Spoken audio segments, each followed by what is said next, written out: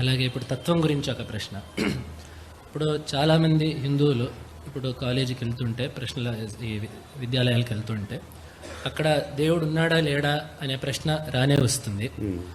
దానికి ఆస్తికులుగా చాలామంది చెప్పే సమాధానం అంటే వేదాలు శాస్త్రాలు ఉన్నాయని చెప్పాయి కాబట్టి అని చెప్పి అంటాము. అప్పుడు వాళ్ళు వెంటనే అంటారు అవన్నీ మేము నమ్మము, మేము నమ్మే హేతువాదంతోనే లౌకికమైన హేతువులతోనే దేవుడు ఉన్నాడు అని మీరు చెప్పగలరా అని చాలామంది అడుగుతారు. కాబట్టి అక్కడ మేము ఎటువంటి సమాధానం చెబితే మేము నమ్మే భగవంతుడు తప్పకుండా ఉన్నాడు అని నండూరి శౌర్య ప్రహర్ష అనే ఆయన అడిగారు. శౌర్య ప్రహర్ష అని అంటే వేదశాస్త్రముల్లో భగవంతుడి గురించి చెప్పారు, అందులో ఏమాత్రం సందేహం లేదు.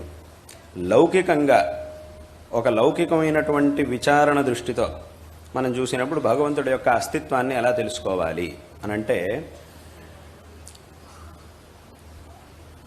ఈ విస్తారమైనటువంటి ప్రపంచం అనేది ఉంది, ఈ విశ్వం అనేది ఒకటి ఉంది. ఇది చాలా విస్తృతం, ఇది అనంతమైనటువంటి విశ్వము అని అంటూ ఉంటాం.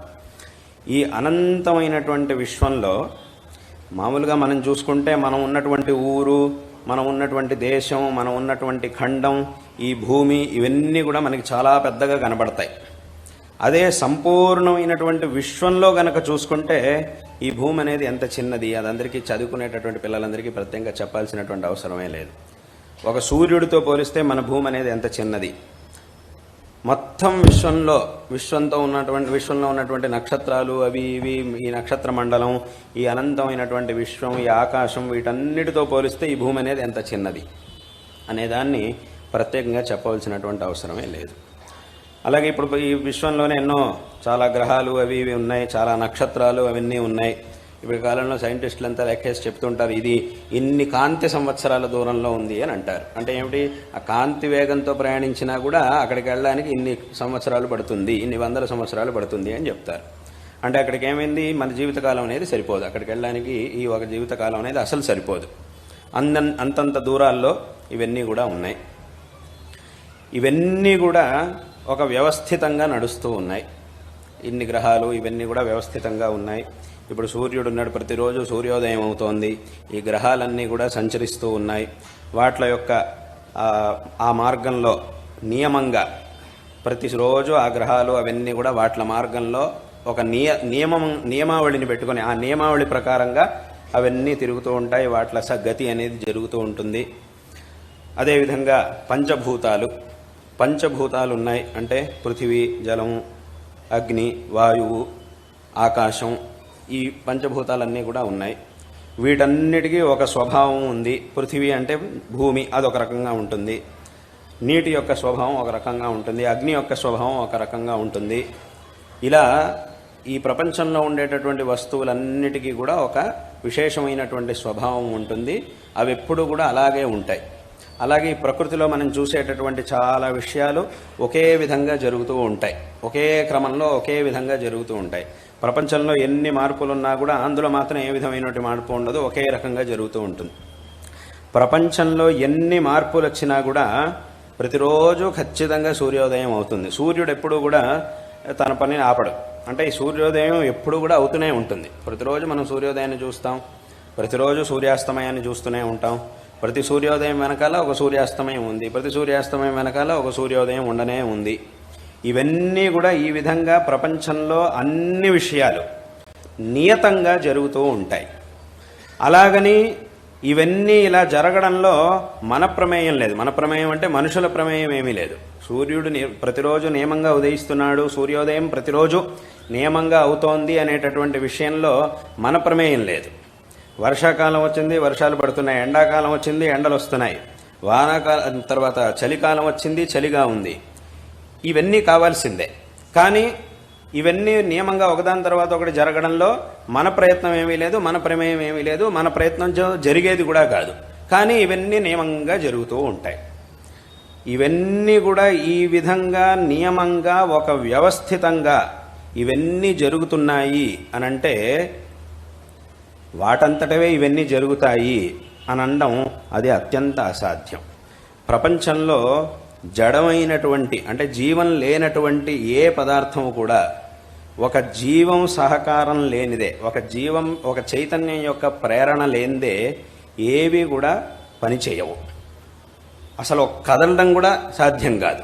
ఒక చైతన్యం యొక్క సంబంధం లేకుండా జడమైనటువంటి నిర్జీవమైనటువంటి వస్తువు ఎప్పుడు కూడా కదలదు, కదలడానికి సాధ్యమే లేదు.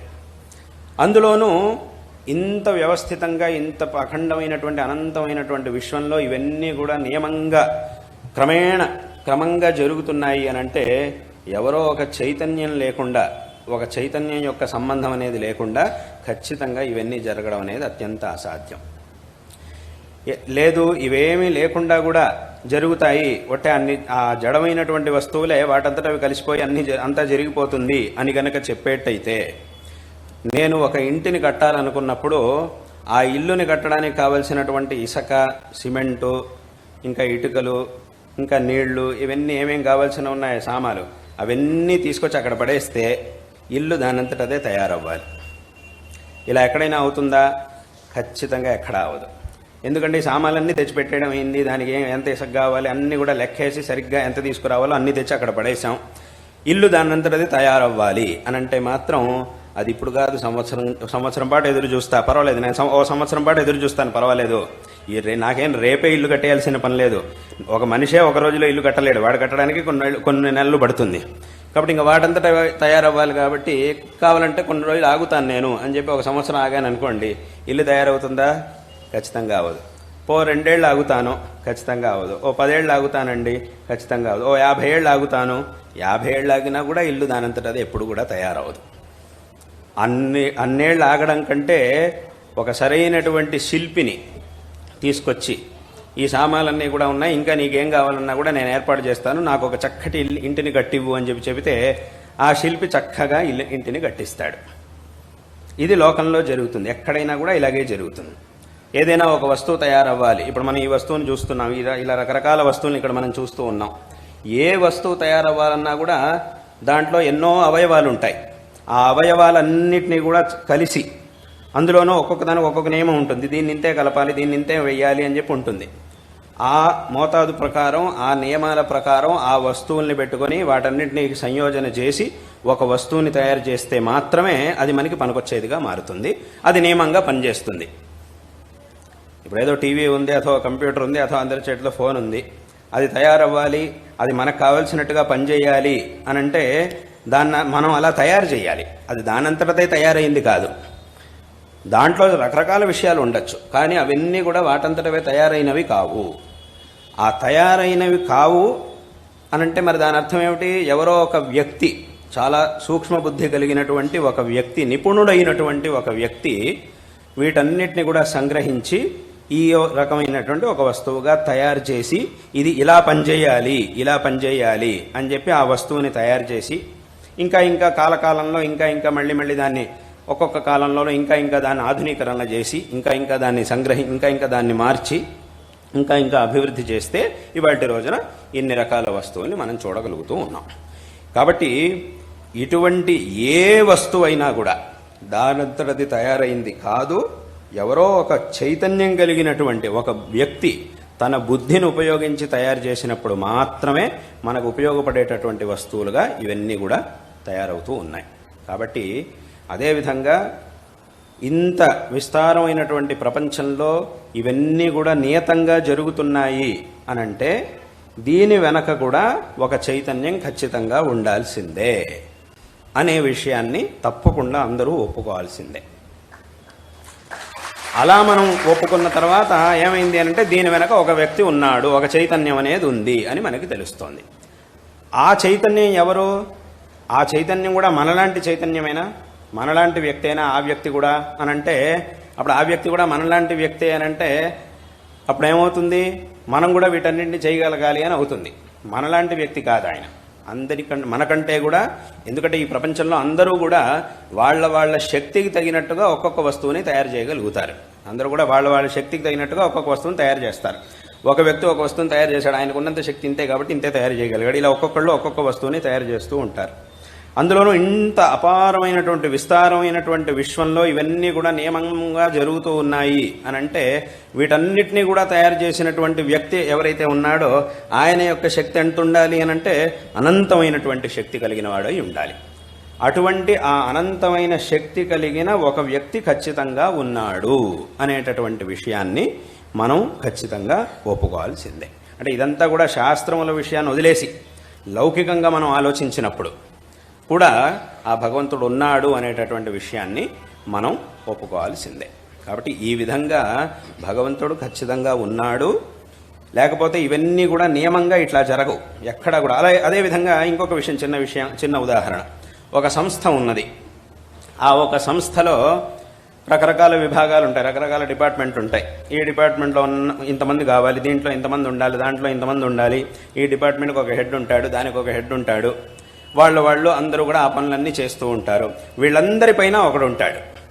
ఆ వీళ్ళందరిపైన ఒకడు ఉంటేనే అప్పుడు ఆ ఒకడు కూడా ఎలా ఉండాలి, వీళ్ళందరినీ నిగ్రహించేటటువంటి శక్తి కలిగేవాడు ఉండాలి, వీళ్ళందరినీ నడిపించేటటువంటి శక్తి ఉన్నవాడు, శక్తి సామర్థ్యాలు ఉన్నవాడుగా ఉండాలి. అటువంటి వాడు పైనుండి నడిపిస్తూ ఉంటే అప్పుడు ఈ కింద ఉండేవన్నీ కూడా జరుగుతూ ఉంటాయి. వాడు ఒకడు ఉండాలి, పైన అందరికంటే ఒకడు ఉన్నప్పుడు అప్పుడు కింద ఉండే వాళ్ళందరూ కూడా రోజు నియమంగా ఒకే విధంగా అందరూ కూడా పనిచేస్తారు. అంటే అక్కడ నియమాలు ఉంటాయి. ప్రతివాడు ఇప్పుడు రోజు పొద్దున్నే 9ంటికి అందరూ రావాలి, మళ్ళీ 5 వరకు అందరూ పనిచేయాలి, 9 నుంచి 5 వరకు పనిచేయాలి, నెలలో వారంలో ఇన్ని రోజులు పనిచేయాలి, ఇన్ని రోజులు సెలవు తీసుకోవాలి, ఇలా రకరకాల ఏర్పాట్లు ఉంటాయి. అందరూ కూడా తూచా తప్పకుండా ఇదే రకంగా చెయ్యాలి అని అంటే పైన ఒకడు నడిపించేటటువంటి వాడు ఉండాలి. ఆ నడిపించేటటువంటి వ్యక్తి కనుక ఎవరో లేకపోతే అథవా ఉన్న వ్యక్తి సరిగ్గా పట్టించుకోకపోతే ఏమవుతుంది అని అంటే అందరూ కూడా ఒక 4 రోజులు వస్తారు, 9ంటికి వచ్చి వెళ్ళిపోతారు. 9ంటికి వస్తారు, 5 వరకు పనిచేస్తారు. తర్వాత ఏమవుతుంది, ఇక్కడ అడిగేవాడు ఎవడు ఉన్నాడు, 9కే రావాల్సిన పని లేదు, 9:30కు వచ్చినా చాలు అని చెప్పి 9:30కు వస్తారు. ఆ 9:30కు కాదు 10:30కు వచ్చినా పర్వాలేదు, ఆ 9:30 10:30 అవుతుంది, 10:30 11:30 అవుతుంది. అలాగే సాయంకాలం కూడా 5 వరకు ఉండాల్సిన పని లేదు, 4ంటికి వెళ్ళిపోయినా పర్వాలేదు అని చెప్పి 4ంటికే వెళ్ళిపోతారు. ఇలా అవ్యవస్థ అయిపోతుంది. ఒక్కొక్కళ్ళు ఒక్కో రకంగా చేయడం మొదలెడతారు. ఆ పైన ఉన్నటువంటి వ్యక్తి మళ్ళీ సరిగ్గా చూసి ఇలా కాదు ఇలా చెయ్యాలి అని చెప్పాడు అని అంటే మళ్ళీ అందరూ కూడా భయపడతారు, అందరూ కూడా సరైనటువంటి మార్గంలో ఉంటారు. కాబట్టి ఒకే వ్యవస్థలో అన్నీ జరగాలి అని అంటే ఆ నడిపించేటటువంటి వ్యక్తి ఒకడు ఉండాలి. అలా ఉంటేనే ఇవన్నీ కూడా జరుగుతాయి. ఇప్పుడు పెద్ద పెద్ద కంపెనీలు ఉంటాయి, లోకంలో చాలా పెద్ద పెద్ద కంపెనీలు ఉంటాయి. దాంట్లో ఆ కంపెనీకి సంబంధించినటువంటి ఆఫీసులు, బ్రాంచులు ఎక్కడెక్కడో ఉంటాయి. ఒక బ్రాంచ్ ఎక్కడో బొంబాయిలో ఉంటుంది, ఒకటి హైదరాబాద్లో ఉంటుంది, ఒకటి ఢిల్లీలో ఉంటుంది. అక్కడక్కడ పనిచేసేటటువంటి వాళ్ళు వేరే వేరే వాళ్ళు ఉంటారు. వీళ్ళందరూ కూడా నియమంగా ఒకే రకంగా ఉద్యోగానికి వెళ్ళొస్తుంటారు. పొద్దున 10ంటికి వెళ్ళాలి, 5 9 ఏదో ఒక టైం ఉంటుంది, నియతంగా ఒక టైం అనేది ఉంటుంది. ఆ టైంకి వెళ్తున్నారు, చేసి వస్తున్నారు. ఎందుకు చేస్తున్నారు, వీడిపైన ఒక అధికారి ఉన్నాడు, వాడిపైన ఒక అధికారి ఉన్నాడు, ఇలా అందరికంటే పైన ఒక అధికారి ఉన్నాడు. మొత్తం ఆ సంస్థ మొత్తానికి అధినేత ఒక ఆయన ఉంటాడు, ఆయన ఎక్కడో ఒక చోట ఉంటాడు.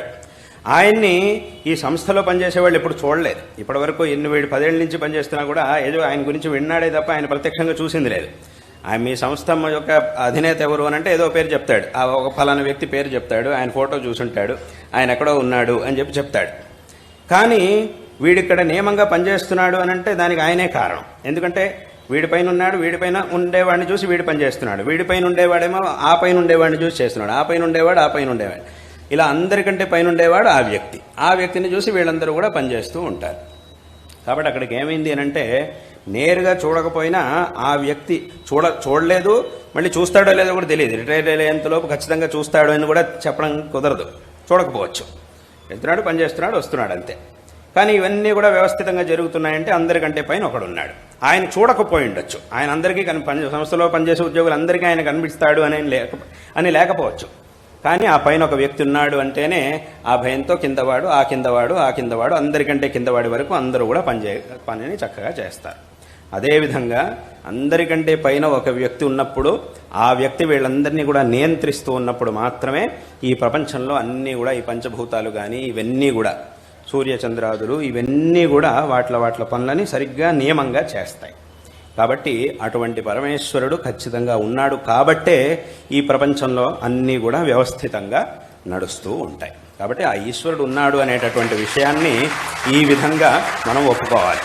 అంటే ఇక్కడ చివరిగా ఒక విషయం ఏమిటి అని అంటే ఈశ్వరుడు లేకపోయినా కూడా ఇదంతా బాగానే నడుస్తుంది, ఈ వ్యవస్థితంగా నడుస్తోంది అనేది ఈశ్వరుడు వల్ల కాదు, ఈశ్వరుడు లేకపోయినా కూడా ఇదంతా నడుస్తుంది అని గనక మనం అంటే అది ఎలా ఉంటుంది అని అంటే, ఇప్పుడు నేను చెప్పినట్టుగా ఆ కంపెనీలో ఎవరైతే అధినేత ఉన్నాడో ఆయన లేకపోయినా కూడా కంపెనీ అంతా బాగానే నడుస్తుంది అని అన్నట్టు. కానీ అలా ఎక్కడా జరగదు. ఎన్నాళ్ళు నడుస్తుంది? కొన్నాళ్ళు నడుస్తుంది. ఆ చూసుకునేటువంటి వ్యక్తి ఒకడు లేకపోతే గనక కొన్నాళ్ళు నడుస్తుంది. ఆ తర్వాత ఉద్యోగులు అక్కడ చేసే వాళ్ళందరూ కూడా స్వతంత్రంగా వాళ్ళు ఇష్టం వచ్చినట్టు చేయడం మొదలెడతారు. అది ఎప్పటికీ కూడా సాధ్యం కాదు. కాబట్టి అది ఎలాగైతే సాధ్యం కాదో ఇక్కడ కూడా భగవంతుడు లేకుండా ఇదంతా నడవడం అనేది సాధ్యం కాదు అనేటటువంటి విషయాన్ని అందరూ తెలుసుకోవాలి. అయితే ఇంకా దీని మీద రకరకాల ప్రశ్నలు కూడా వస్తాయి. మరి దేవుడు ఉన్నాడంటే ఇలా ఎందుకు జరుగుతుంది, అలా ఎందుకు జరుగుతోంది, అదేమిటి ఇదేమిటి, నిజంగానే దేవుడు ఉన్నట్లయితే ఇప్పుడు దేవుడు ఉన్నాడు అని చెప్పడం అయింది. ఇప్పుడు ఇంతవరకు చెప్పింది దేనికోసం? దేవుడు ఉన్నాడు అనే విషయాన్ని చెప్పడానికి. ఇంకా దేవుడు ఉన్నాడు అని చెప్పిన తర్వాత మళ్ళీ రకరకాల ప్రశ్నలు మొదలవుతాయి. అదంతా వేరే విషయం అవుతుంది, అది ఇంకో విషయం అవుతుంది. దాని గురించి మళ్ళీ తర్వాత కావాలంటే మాట్లాడుకోవచ్చు. ముందు అసలు భగవంతుడు ఉన్నాడు అనే దానికి ఇది ప్రమాణం. అది